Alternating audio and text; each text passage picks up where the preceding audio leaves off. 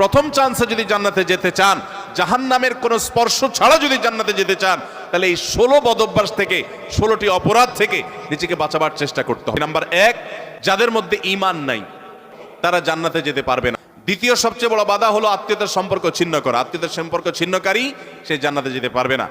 তৃতীয় বড় বাধা হলো যারা চগলখড়ি বদঅভ্যাস আছে, এই রোগটা। চতুর্থ, প্রতিবেশীকে কষ্ট দেওয়ার রোগ যাদের আছে।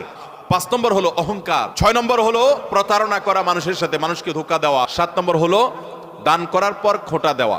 8 নম্বর হলো কৃপণতা। 9 নম্বর হলো ঘুষ দেওয়া নেওয়া। 10 নম্বর হলো মা বাবার নাফরমানি করা, মা বাবার অবাধ্য হওয়া, মা বাবার অসম্মান করা।